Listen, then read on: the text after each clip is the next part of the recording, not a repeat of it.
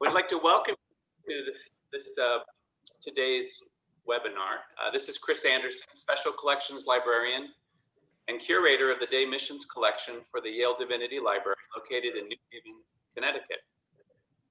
Before we begin, I want to make sure that you're aware that this presentation is being recorded. Please keep your microphone muted and your video turned off. There is a full screen option on the View tab in the upper right of your screen should you desire to make the presentation larger on your screens. That will, sometimes the text and the presentation slideshow can be quite small, so you're able to actually make that into full screen if you'd like to perhaps see the words a bit better. If you have any questions throughout the presentation, please enter them into the chat section of the screen. Find the chat button at the bottom of the screen. And I will monitor the questions throughout Elizabeth's talk, and when she is finished, Elizabeth will answer those questions, and I may chime in occasionally as well at the end of the presentation.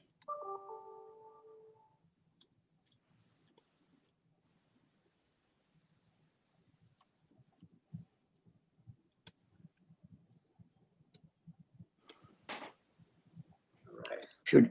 Should I come in now? Yes, go ahead, I'm sorry. Yep. Yeah. Well, my name is Salter Sterling. I'm the president of the Centennial Fund of the World Student Christian Federation. I'm speaking to you from Ireland. I am Irish, and I'm very pleased, in fact, delighted to be able to welcome everyone who is joining us. So good morning to those of you from the West, and good evening to those of you from the East, and good afternoon to those of you in the sort of middle band of the world. It's really quite a thrilling experience to know that we can meet together, can celebrate what is going to be a remarkable occasion, and to enjoy each other's company, if not really, then virtually. And I want to stress in this welcome how deeply grateful we are to the Divinity School Library of Yale for facilitating the transfer of these very significant records from Geneva to join the already Federation records that had been deposited in Yale Library. We are thrilled that an even greater accumulation of archivist material has resulted, and we hope very much that the records of this federation, now 125 years old, will be able to contribute to an understanding of the 20th century and now into the 21st century, in the way in which men and women who were key to many of the events of the 20th century, how they thought, what they said to each other, the ideas that they promulgated, how they reacted to events that could well be being paralleled in our own time. So welcome everyone. Thank you, Yale. Enjoy the rest of the afternoon.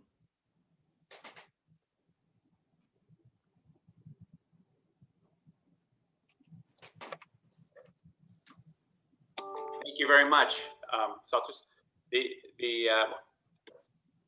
I'd like to provide a very brief overview of our library and collections for those who may not be as familiar with them. The Yale Divinity School and its library was 22 and is one of the most prominent theological libraries in the world.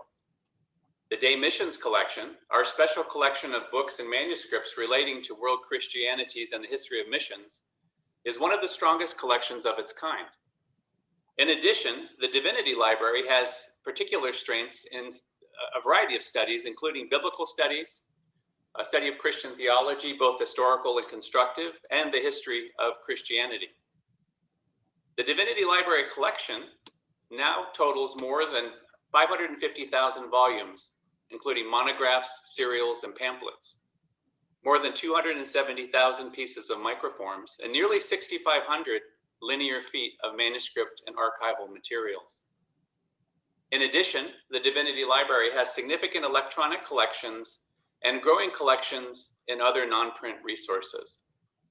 The Divinity Library's archives are particularly rich in Protestant mission history, especially the history of missionary work in China. Also included such things as Christian student organizations, including the student volunteer movement, alumni memorabilia of the Yale Divinity School, and a history of churches in the New England region of the United States. I'd like to introduce today's speaker. Today's presenter is Elizabeth Peters. Elizabeth is project archivist for the Yale Divinity Library and has been working for the past year and a half on the archive of the World Student Christian Federation. Elizabeth has a BA degree in linguistics from Haverford College and a master's in library science with a concentration in archives and records management from Indiana University. Elizabeth has worked in archives and records management for several universities and organizations, and also has experience working as an archivist for a bookseller within the rare book trade. She joined us at the Divinity Library in February of 2019. Elizabeth, we look forward to your presentation today. Over to you. Thank you, Chris. Hello and welcome. As Chris mentioned, I am Elizabeth Peters. I am the project archivist for the World Student Christian Federation's records at the Yale Divinity School Library in New Haven, Connecticut. Since February 2019, I've had the pleasure of immersing myself in the WSCF archives in order to create the new finding aid that we're presenting for you today.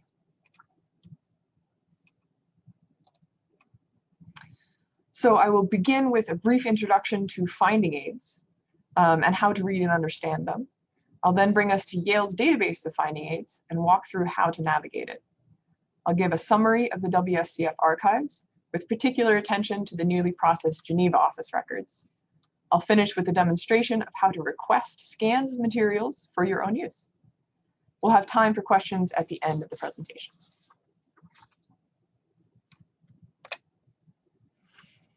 In the archival world, what we call a finding aid is essentially an embellished inventory of a collection. It includes a list of the contents of an archive, along with information about where to find those things physically. It's usually organized according to an intellectual structure as well, which gives information about what materials are related to each other.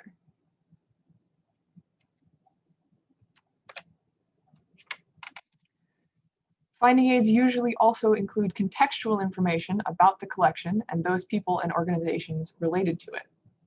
This information comes in the form of notes at the beginning of the finding aid and throughout, and covers acquisition and processing, provenance, meaning where the material has come from, biographical and historical information about people involved with the materials, the scope of the collection, including size, subjects, and media, and the collection's organization and arrangement. Yale collects all of our finding aids in a single database called Archives at Yale. If you're interested in a particular person or organization, you can search for them in the search bar. Let's say I want to know more about Ruth Rouse's international travels. I can type Ruth Rouse in the search bar and then click search. I can now see Ruth Rouse papers, which seems promising. If I scroll down on this page, I would also see things related to WSCF, John Mott, and others. Some of these links will be to files, which I can request individually, and others are to entire collections, which I can browse to see what in particular could be useful. Note that this database searches all archival repositories at Yale, not just the Divinity Library. So I'm going to click on the link for the Ruth Rouse papers.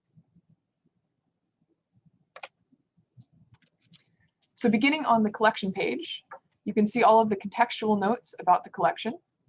The scope and contents note is particularly useful since it tells you what sorts of things you'll find in this particular collection. For instance, this note tells me that the Ruth Rouse papers were part of the archive at the WSCF offices in Geneva. This collection includes her diaries, travel reports, correspondence, research files, and biographical materials. If I scroll down on this page, I can also see notes about the date range of the materials in this collection, the languages it's written in, how the materials have been arranged, related collections, how much material there is, some biographical information about Rouse, and a description of how the material got into this collection.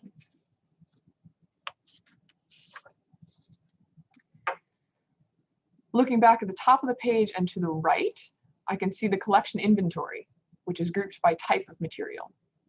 If you're more comfortable or more familiar with PDF finding aids, you can click the PDF finding aid button and download a PDF. So I'm going to show you the fully online way to search, since that's how you'll have to navigate in order to request materials. So I said I was interested in Rouse's travels. So I might start by looking at the travel reports and notes. I can expand that list further and find a list of travel notes. I can then click on the one that interests me to find more about that file.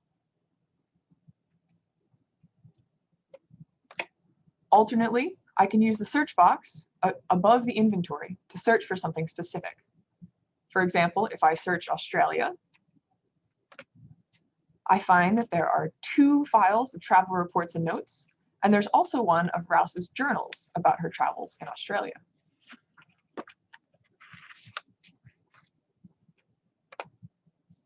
I can click on that for more information about that particular file. This is also where I can request materials. I'll come back to that at the end of the presentation once we've talked more about what materials are here.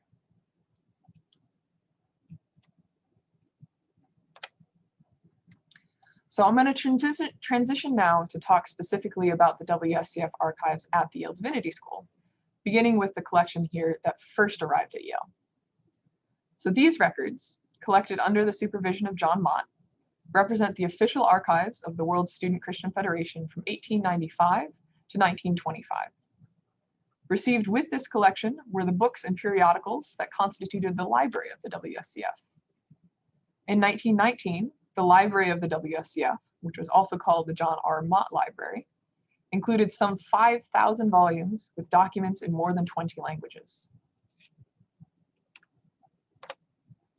A unique classification system modeled after the Dewey Decimal System was developed specifically for the archives and the library of the WSCF in the early part of the 20th century by Grace Livingston. Grace Livingston's classification system was updated and expanded by Ruth Rouse in the 1940s. The organization of files resulting from this classification system has been preserved in Record Group 46. While it is a powerful organizational tool, it can get pretty complicated at times. This resulted in perhaps my favorite line in any finding aid I've read, which says, "The compilers of this finding aid take no responsibility for the inconsistencies, ambiguities, and undue complexities of the classification system." The classification titles are very descriptive, however, so you should still be able to find what you're looking for. And as with anything, the Divinity Library staff are always happy to answer your questions, any that you might have.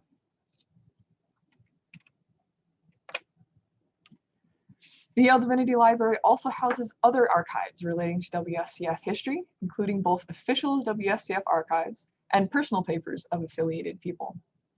Most of these were arranged by Martha Smalley, who many of you will know. We are significantly indebted to her for the groundwork she laid for bringing the WSCF archives together. So the World Student Christian Federation North America Regional Office records document the operations of the North America Regional Office of the WSCF and the issues that were of concern to that office. The North America Regional Office existed from 1973 to 1988 and then was reinstated in the early 2000s. National and local movements, especially in Canada, continued throughout the hiatus of the regional body. The collection mainly covers 1973 to 1989, but includes materials as early as 1920 and as late as 2010. The World Student Christian Federation Board of Trustees in the United States records consists of administrative and financial records of the WSCF US Board of Trustees from 1949 to 1997. The WSCF has headquarters in Geneva, but maintained a US Board of Trustees to guide policy and financial operations in North America. The World Student Christian Federation's addendum consists primarily of printed WSCF records gathered by the Divinity Library up through 2015. It complements the WSCF archives of RG46. The World Student Christian Federation Africa region records include legal documents, minutes, financial records, and documentation of workshops and consultations dealing with issues such as human rights, women's leadership, conflict transformation, HIV and AIDS, and economic justice. They cover the Africa Regional Office activities from 1971 to 2012.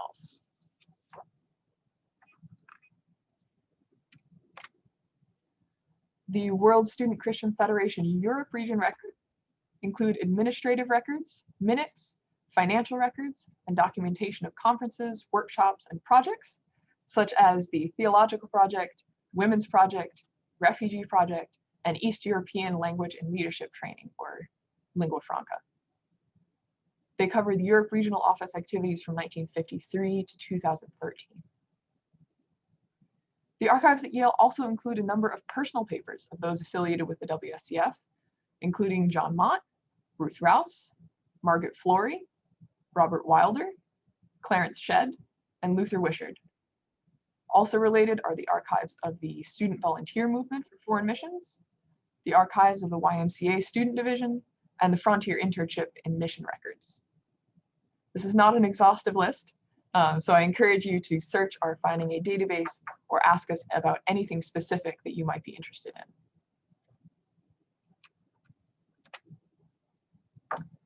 So the opening of the Geneva office records is the occasion for this presentation today, so I'm planning on spending a little bit more time talking about these. The arrival of these papers at Yale has been a long time coming. Way back in the 1930s and 40s, when Ruth Rouse was working on John Mott's papers, there was concern about splitting the WSCF archives between New Haven and Geneva, and the undue hardship it would place on researchers. Mott was adamant that his papers reside at Yale in one piece, without splitting his work with WSCF from his other work with the student volunteer movement and other ecumenical movements. The WSCF staff knew they would need their records nearby in order to consult them, so they wanted them to come to Geneva. After some interesting and occasionally heated discussions about whether Mott's WSCF archive belonged to him or belonged to the WSCF, it was decided to keep the materials separately, with the archive up to 1925 residing at Yale, and any future accumulations in Geneva. All of this discussion can be found in RG46 and RG46F, and I would recommend reading it if you're interested. I found this letter to Robert Mackey, who was General Secretary of the WSCF, as I was processing, and it made me chuckle. In 1941, the letter writer outlines the already existing challenges of the WSCF archives. There's a unique filing system for the pieces in New Haven, which is RG46, Geneva, and Toronto, when Toronto was where the IRO was during World War II. So those records are now part of RG46F. The letter reads, in part, "Another disadvantage that I just discovered lately is that the filing system of Geneva is quite different from the New York one, and this is a pity. I'm afraid that the future historians will have three odd systems to work through: Yale material, Geneva, and then Toronto for the period of emergency work. Some librarian of the future will have to incorporate things into the Geneva system." And here I am, a librarian of the future. So the records of the WSCF Geneva offices were stored at 13 Rue Calvin as long as the Federation occupied those offices. At some point in the 1950s, Adeline de Pasquier instituted the practice of transferring a number of years of past files from file cabinets to transfer cases. The contents were listed on the outside of each case, and the cases were numbered. No weeding was done, and no paper record of the original box listings is extant. This formal practice appears to have been followed until approximately 1960, although some transfers did occur after that date. The records moved with the WSCF to the John Mott House, then to the Center John Knox, where they were deposited with the World Council of Churches Library. A portion of the records were processed in preparation for the WSCF's centennial in 1995. The project was commissioned by the History and Archives Committee. Processing was done by a series of interns in Geneva, supervised by Terry Thompson, who is General Synod Archivist of the Anglican Church of Canada. The collection was arranged into chronological series, which each series spanning 2 or 4 years. Additionally, there was a series of committee minutes, conferences, publications, and records from the temporary Toronto office. In the current archive, this section of the collection has been reprocessed intellectually, but left physically intact. So its physical arrangement is reflected in the box numbering system. So all box numbers with numbers beginning with 213 and then some decimals are from the Geneva archive that was processed in 1995. The original series are reflected in the second decimal place, so 213.08 is for records from 1925 to 1929, and 213.12 is for the Toronto office records. The third decimal place indicates the box number within each series. These records, along with those accumulated since 1980 until approximately 2010, were transferred to Yale in 2018 from their previous location in the Library of the World Council of Churches. So when I arrived at Yale in 2019, I spent nearly a month just looking through the archive, trying to get a sense of what was there and how it was organized. I decided to arrange the materials according to their sources and ended up with 8 major series. There are reports, publications, conferences, committees, and commissions, projects and programs, secretaries and correspondence, national movements, administrative and financial records, and collaborations with other organizations. So this is just sort of a photograph of my process as I was going through the records. So there's the original boxes, sorting things into files, and then putting them into the final archival boxes as they are right now.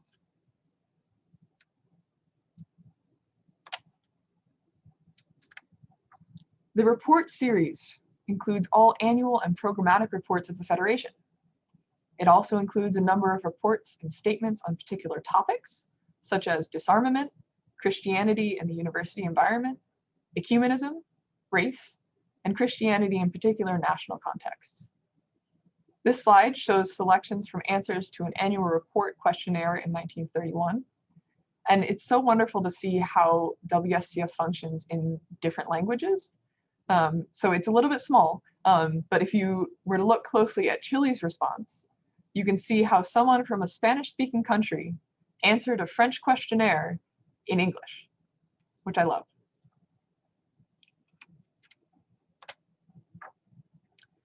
The publications include published copies and production files for nearly all Federation publications, especially Student World, Federation News, and WSCF Dossier. These include early works by biblical scholars and theologians, including Karl Barth, Paul Tillich, Suzanne de Dietrich, and Willem A. Visser-te-Hooft. The series also includes production files of the WSCF's ecumenical prayer book, Venite Adoramus, and ecumenical hymnal, Cantate Domino. This slide shows some great cartoons from the Australian SCM's journal, Jubilee Grapevine. The first one on the left shows Jesus humming and sweeping a broom with the caption, "And on the second day, Jesus swept through hell." The second shows some people cowering as a sheep flies over their head, which is of course the Passover lamb.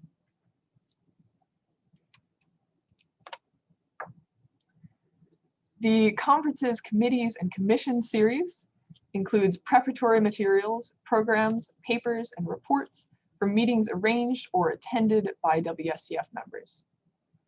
These include the General Committee and General Assembly of the Federation and meetings of the Executive Committee. As Ruth Rouse wrote in her History of the Federation, quote, "Conferences are the warp and woof of the Federation growth. The history of the Federation is to no small extent the history of the conferences and its General Committee meetings. Each marks an ascent, an advance into some new area of our world, or into some new region of thought. or the initiation of some new phase of policy or activity, end quote. Indeed, the WSCF was unique among interdenominational Christian organizations in holding its plenary conference outside Europe very early on. It was in Tokyo in 1907, Istanbul in 1911, Beijing in 1922, and plenty more. Included in the records of the General Committee and General Assembly are not only papers of individuals who assumed lifelong leadership roles in the ecumenical movement, but also documentation of the growth of organizational and communications models, which, with some adaptation, have survived 2 world wars, decolonization, and the student revolution of the 1960s. This series also includes records from topical commissions and from conferences convened by other organizations but attended by WSCF delegations. Of these, the files of the WSCF Political Commission I find particularly interesting. They record how WSCF members grappled with global issues such as race, Christian political involvement, decolonization, economic power, the Chinese Revolution, nuclear weaponry, communism, the Vietnam War, and pacifism. This picture on the slide is one of my favorites from the collection, and it shows Reina Karifa-Smart chairing the General Committee meeting in Thessaloniki in 1960. The Reverend Dr. Karifa-Smart was also the first Black woman to graduate from Yale Divinity School, so I've been learning much more about her as part of the celebration of women at Yale. She really is an incredible woman.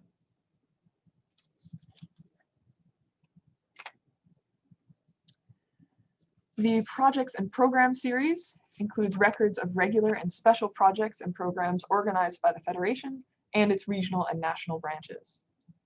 Some are focused on strengthening Christian faith and understanding, such as the Universal Day of Prayer for Students, which WSCF has organized annually since 1898, and Bible study materials. Others are focused on financial support, especially the European Student Relief Fund and the Ecumenical Assistance Program. Still others focus on developing the membership of the Federation itself, including programs for students studying abroad, secondary school students, women, and general leadership training programs. This series also includes our general photograph files. This slide shows an EAP report and accompanying photograph of a restaurant run by the SCM in Sierra Leone. The EAP reports comprise a large portion of the records in the series and include lots of interesting information about the activities of SCMs around the world.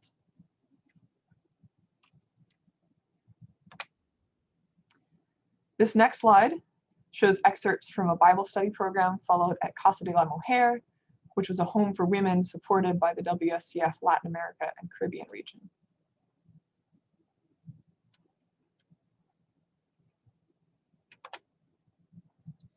The secretary and correspondence files includes files from staff members of the WSCF, particularly traveling secretaries and executive committee members, as well as internal and external correspondence.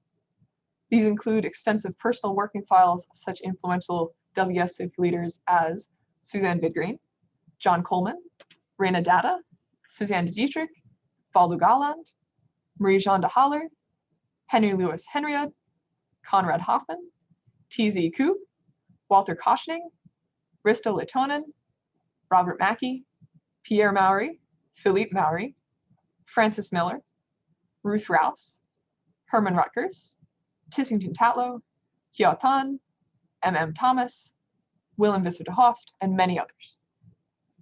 Of these files, I find the travel reports particularly interesting because they record specific activities of the WSCF and affiliated movements globally, and they contain rather candid accounts of the lives of students in each country. The breadth and depth of these reports offer plentiful opportunities for comparisons of how life for young people has changed over the course of the 20th century. This series also includes photographs of individuals. So this slide shows a photograph of Suzanne de Dietrich with students. Dietrich was foundational in introducing regular Bible study to the WSCF, and the archives at Yale hold a wide range of her writings, both published and unpublished.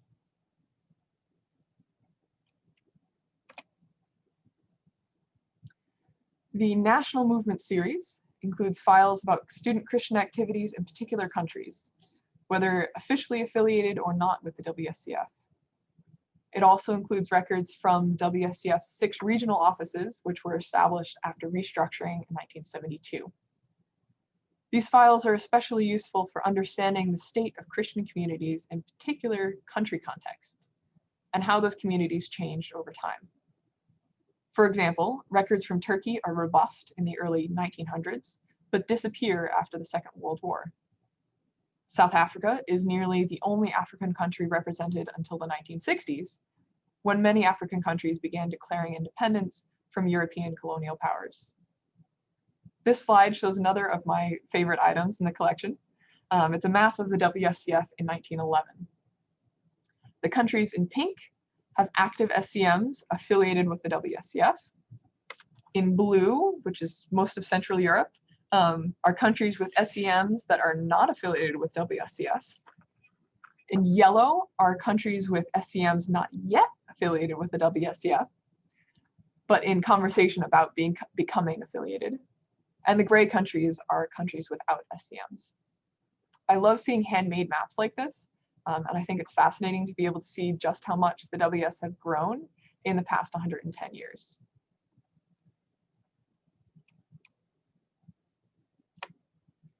And this next slide shows a poster from an event sponsored by the WSCF Middle East region in 2010. It's another example of linguistic diversity of these records, as well as the diversity of formats of materials we have.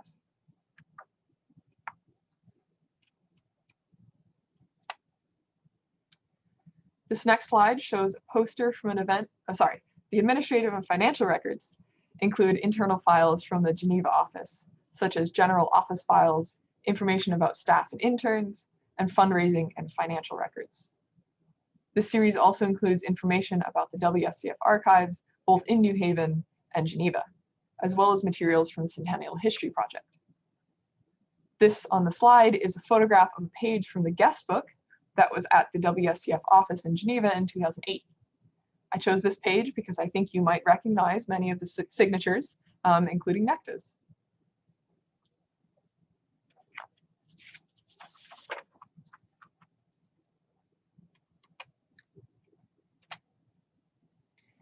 The collaboration series includes correspondence, reports, and other materials relating to WSCF's work with other NGOs, student organizations, ecumenical and denominational organizations, and other groups. Particularly well represented are the International Union of Students, the United Nations and UNESCO, Pax Romana, the YMCA and YWCA, and the World Council of Churches. This slide shows the cover of a liturgy for Human Rights Sunday, published by the Christian Conference of Asia.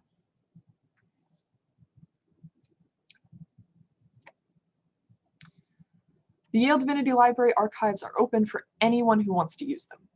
You do not need to be a student, a professor, or a professional scholar, though of course those folks are welcome.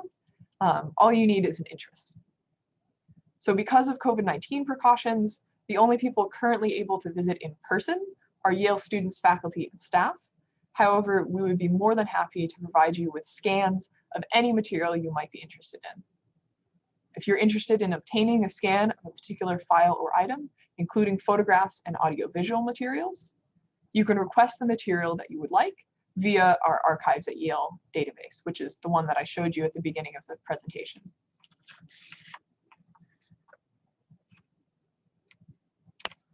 So let's return to that example from the beginning. So let's say that I wanted to see Ruth Ross's journal for her trip to Japan, China, and Korea in 1907. I can click on that record to see more information. In the top right, there's a button with an arrow that says request, and clicking on that button will begin the request process in our Aeon system.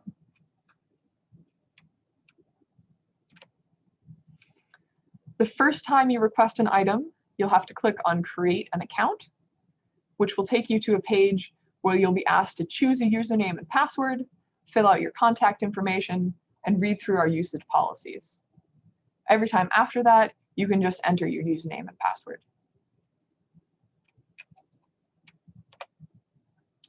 So this page shows items that I've selected to request. I can click the box under Scheduled Date and choose the first day allowed. In the Notes field, I can write some information about what I want scanned.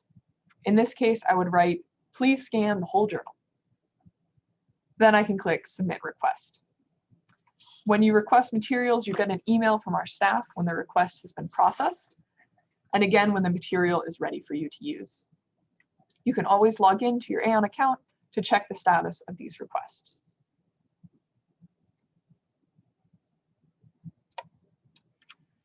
So the Divinity Library staff is always open for questions via email or phone. Our email address is divinity.library@yale.edu, and our phone number is 203-432-5301. You can also find that information on our website. You can ask us questions about specific archives, how to access them, or anything else you can think that we could help with. If we don't know the answer, we'll be more than happy to direct you to someone who might. So before we move to questions, I'd just like to thank Necta Montes especially for helping me in answering all of my WSCF questions as I was working on this, and for organizing this presentation. I'd also like to thank Marcelo, Natia, Jean-Luc, and Mira for their advice and input. At Yale, I'd like to thank Martha Smalley for her incredible work building relationships with WSCF and pulling together such a rich collection of archives at Yale. She was also instrumental in getting me started with my processing project and answering all of my questions along the way. I'd like to thank Chris Anderson for mentoring me throughout this project and for proofreading my entire 425-page finding aid. Finally, I'd like to thank all of you for joining me today and for your future research with the collections. I'm disappointed not to have been able to join you in Berlin this year, but I'm glad we were able to connect over the internet. We will be continuing to work with the WSCF staff on adding new material to the archives, especially all of the computer-generated records from the past 20 years or so. We would love to hear from anyone who has been personally involved with the WSCF. Did you attend any of these conferences? Do you recognize the people in any of these photographs? Are any of them you? Do you have materials that might fill a gap in our archival records? These records are yours. Our job is to make them available to you, to your children, and to your children's children. So thank you. So Chris has been collecting your questions throughout. If you have any more questions, you can put them in the chat. I think there are a few people on phones, so we can think about unmuting those folks and letting them ask their questions orally. So I'm going to leave this slide with our information up for a little while longer, and then we'll switch to our cameras. Thank you so much, Elizabeth. I wanted to mention, I know Necta's been trying to sort of join us. I think she's joined us several times, and then unfortunately, I found an email from her where she indicated she's having trouble connecting. So she may be in, she may be out. I think she's out at the moment. So she'll probably need to watch the recording. And unfortunately, I don't see her on the list now.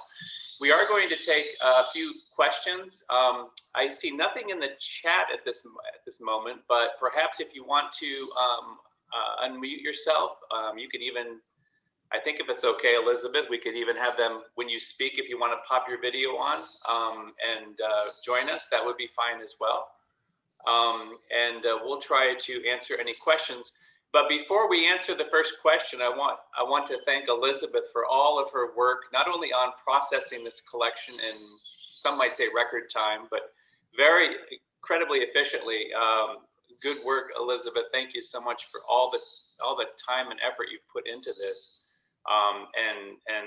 It was actually very enjoyable reading and proving your 425-page finding aid, incredible work. And so thank you for that. And I'm sure others in here join you as well. If we were in Berlin together, we could see each other's faces and express our gratitude. So, but I'm sure that's there. So are there any questions from those of you who are joining us from around the world?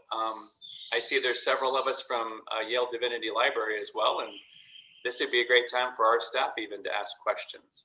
I see something coming in here.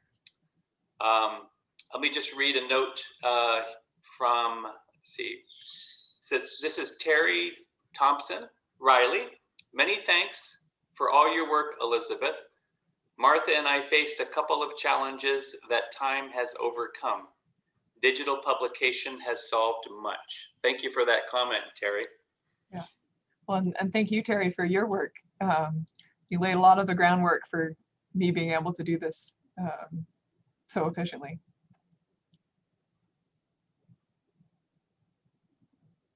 Are there any questions, concerns, thoughts? Feel free to unmute yourself. Are they able to do that, Elizabeth, on their own, or is that Yes. something they can do that? Okay, so feel free to unmute yourself if you'd like and join us. And if you have a question or comment, this is your opportunity. Looks like Steve. I would like to know, Elizabeth, if you had any big surprises in your work. Yeah. Let's see. Yeah, I'm not sure if there was sort of big surprises. I think there were some things, well, actually, that map that I showed was a big surprise. There was, so this was in the section of the archive that had been processed in 1995. And so there's a whole section just of maps relating to the WSCF. And I love maps. And so I pulled them out one day just for fun to see what was there. And most of them were sort of printed maps of various places around the world. But then, you know, there's this cloth thing. So I pulled it out, and you can't really see it in the photograph, but it's probably 7 feet by 3 feet, huge canvas, you know, clearly handmade, you know, brilliant map. And, you know, a really interesting showing exactly where all of the SCMs were in 1911, and, you know, what relationship they had with WSCF. So I really enjoyed that. I sort of spent a good time that morning just kind of looking at it, enjoying it.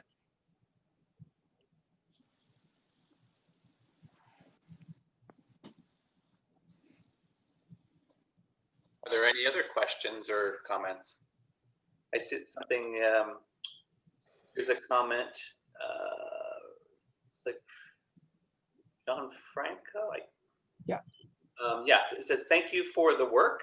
I wanted to ask if any of the material will be available online without going through the process of scanning documents to address individual requests.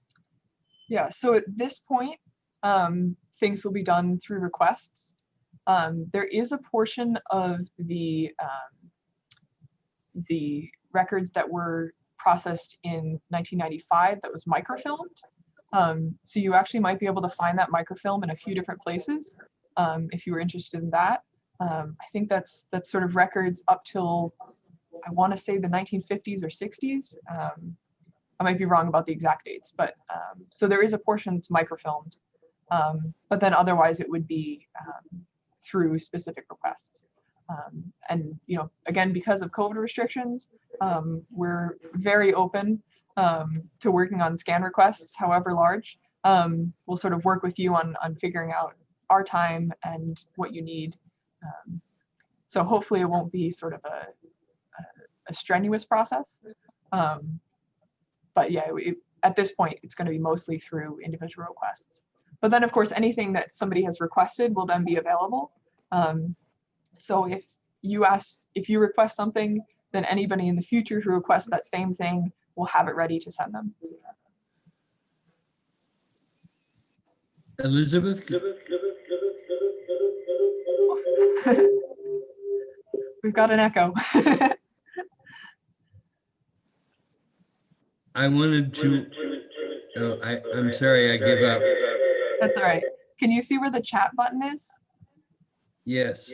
Okay, if you put your question there, we can read it out and answer it for you. Sorry about your microphone. While Bruce is doing that, Elizabeth, there were a couple of comments that have come in on chat. This is from Christopher. I think it's Shimanjani. Thanks so much, Elizabeth, for the well-articulated presentation. And it's Christopher Shimanjani from the WSCF Africa region. Wonderful. Thank you, Christopher, for joining us. And another from Marta Sape-Griot, I think. Thank you, Elizabeth, Librarian of the Future, for your incredible work. Great to learn more about the history of WSCF. With much gratitude from Europe. Thank you, Martin. Christopher is the Africa Regional Secretary and Program Director for Theology and Biblical Studies. Wonderful. Wonderful, thank you. And that was just Salters Sterling, our chair of our Centennial Fund board. that was and his name is not up. Greetings again, and greetings, Bruce, if you're hearing us.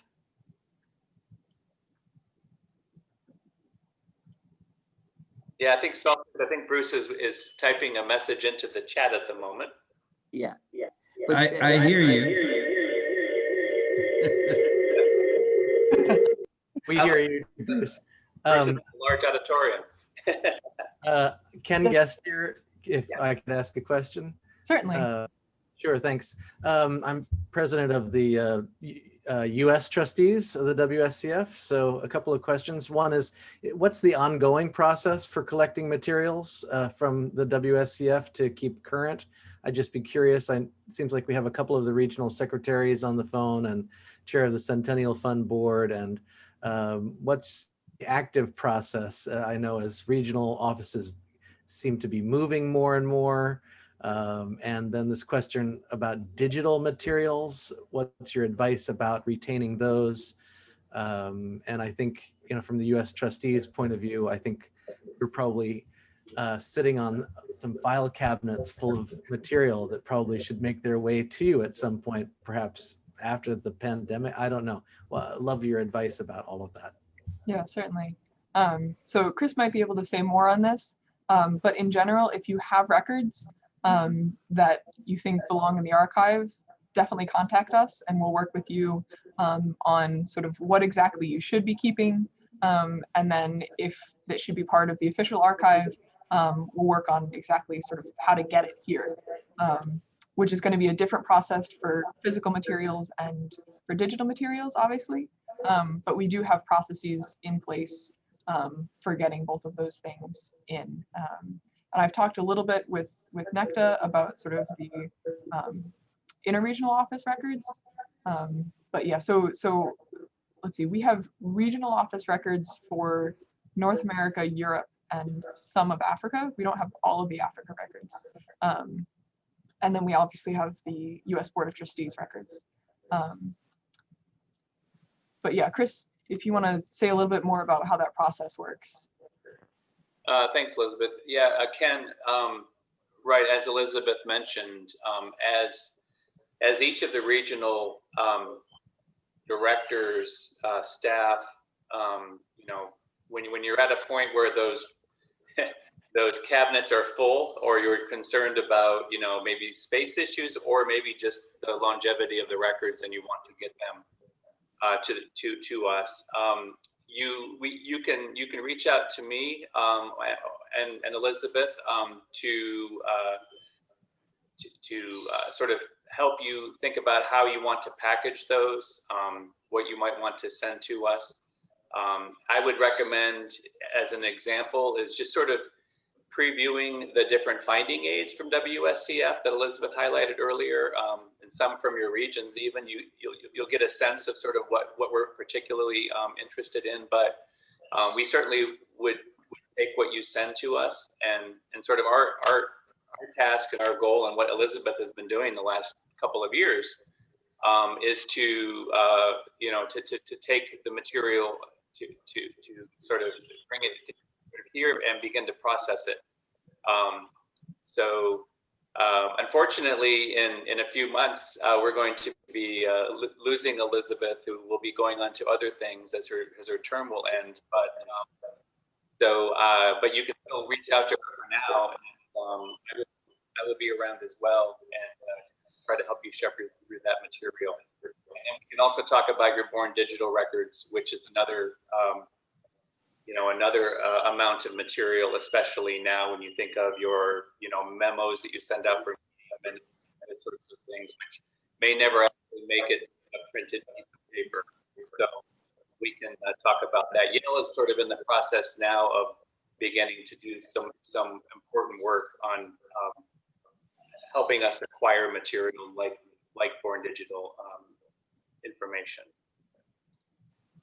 So I hope that's helpful, Ken, but please be in touch with us and we'll do what we can to sort of help shepherd you through that. I see a comment from Jean-Luc in the chat to say that the Middle East has been considering sending archives to Yale. So certainly, yes, get in contact with us and we'll talk about sort of what that would look like.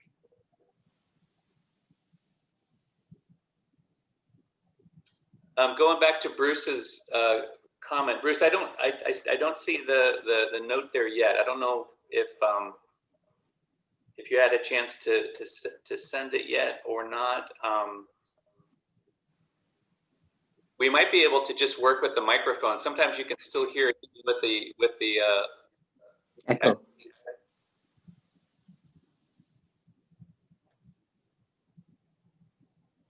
We might still be working on that.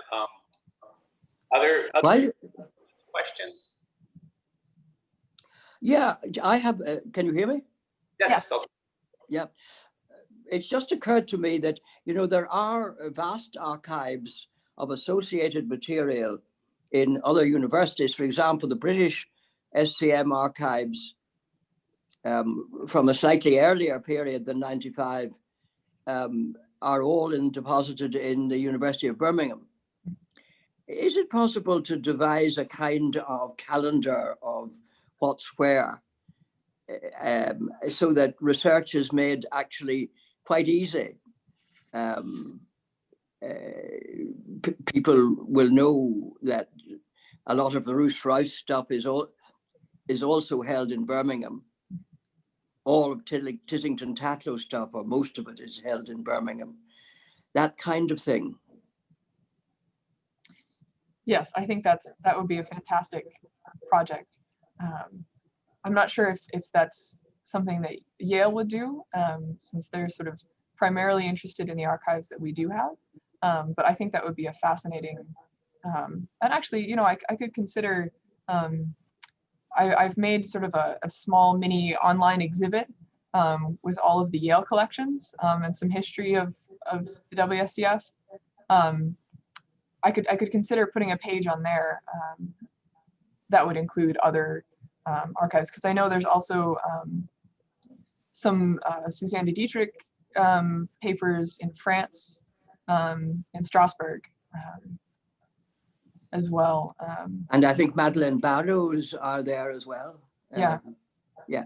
So, yeah, I think it would be very good to do that. Certainly, yeah. Yeah. Yeah, I'll see Yale, if I can do that. Yale would just love to do that. I mean, Yale is dying to do that. Yeah, I'll see what I can do. Yeah. Chris, come in. I hear you. I Salters, I'm listening, and I'm imagining how helpful this resource would be, and it's something we could look at, as Elizabeth mentioned, at least some type of basic linked sort of document, so people might know where multiple components of, let's say, Ruth Rouse material might be.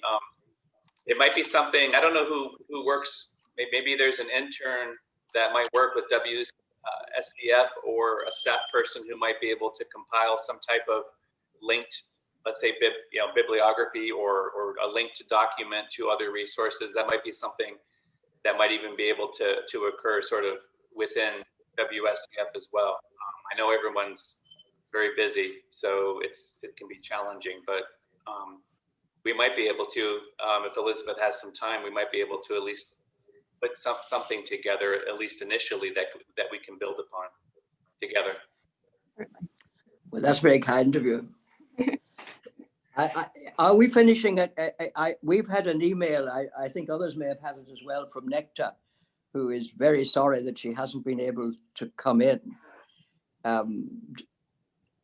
in those circumstances, I think I ought to say just how grateful we are, how deeply grateful we are to you, Chris, and to Elizabeth in particular, for the work you've done, the enthusiasm that you've shown for it, the commitment that you've shown for it, the way in which it has relieved us of an immense burden, looking after material that none of us were really equipped to be careful about. And I think that we are eternally grateful to Yale for this incredibly generous response that you have made to this material, to us on its behalf. So thank you very much, both of you.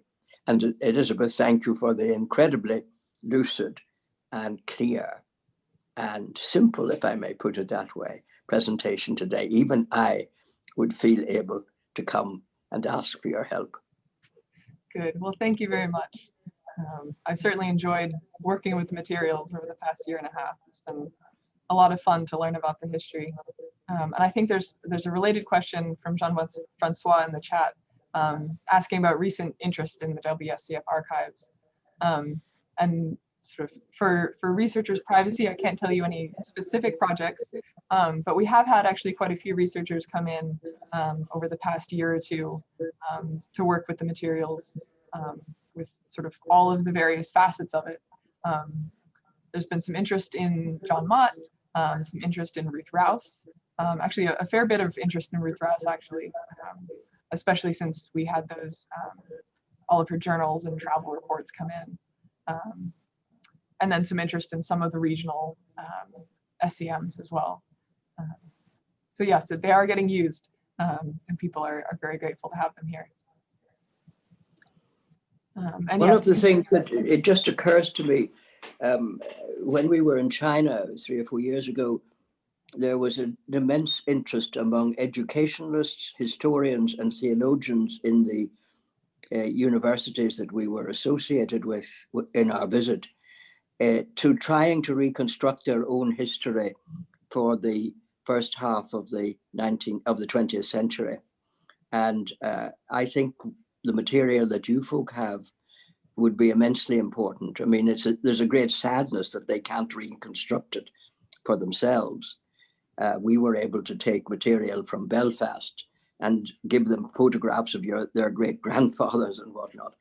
But so what would be wonderful would be if there was a kind of very a public calendaring of the material, so that people really did know what was there for them to look at. Mm-hmm. Yeah, so we certainly do get lots of researchers from China. A lot of our other collections are about so the early missions in China and sort of early higher education in China.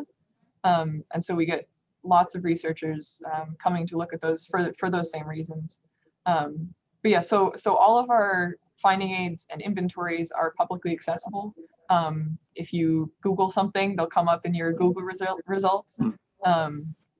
But yeah, certainly we try to work consistently on making our collections more visible and making sure that people really know that what's here, and that they can come and see it.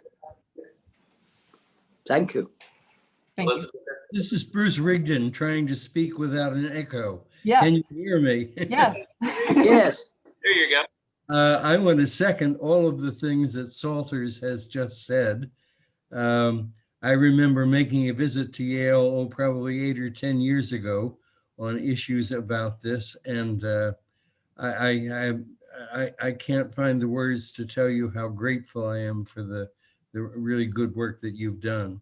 A couple of things occur to me. One is there any plan, should we in the Federation make such a plan or carry it out, to notify our member movements around the world that this miracle has taken place and that this resource is available to everybody? I think it would be a pity for Federation members not to know that we have a history that is recoverable and where that's located and so on. I wondered if you, looking through all of that, found some periods where you had much less than others. one question. And the second one is, there are still a number of us padding around in our 80s and even in our 90s.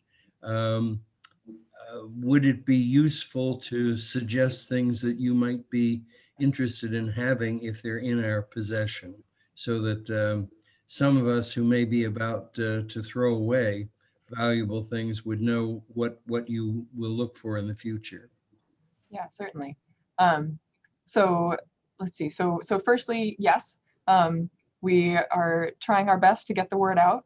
I believe there was some blast that went out about the finding aid back over the summer when it was first published. And then, so this presentation is being recorded. So we're gonna sort of publish that and send that out around. So people who weren't able to come today will be able to see the whole presentation and the walkthrough of how to request materials, that sort of thing. So yes, certainly we want as many people to know about this as possible. Your second question was about time periods in which we have more or less material. Yeah.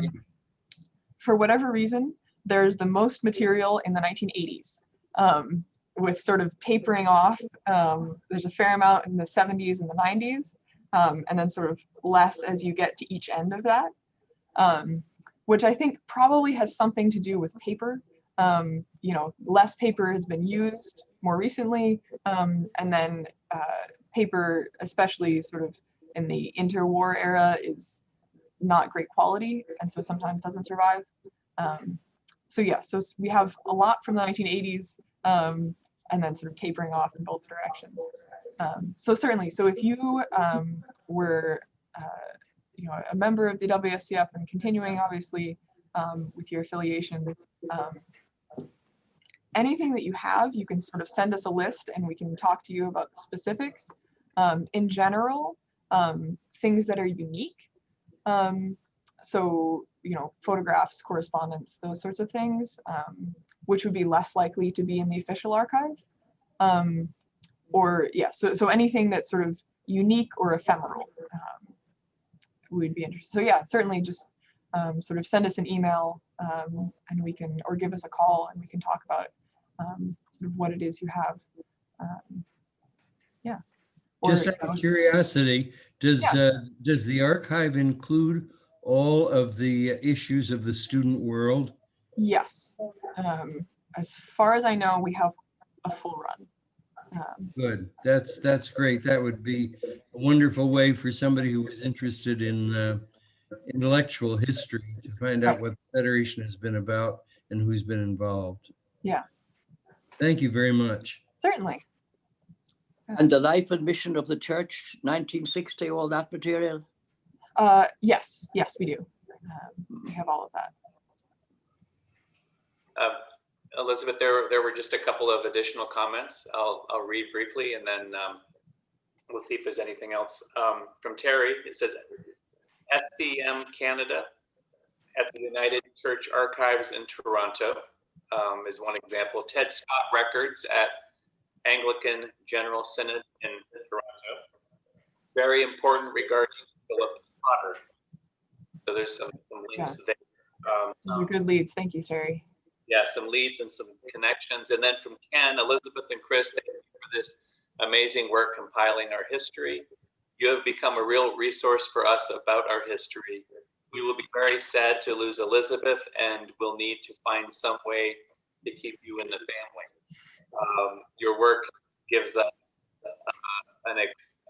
sort of an extended or an expanded sense of the vast scope geographically and historically of this organization.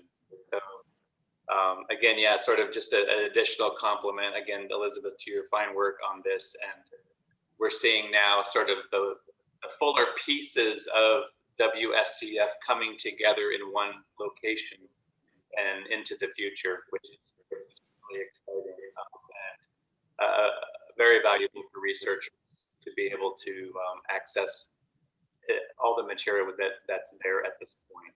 So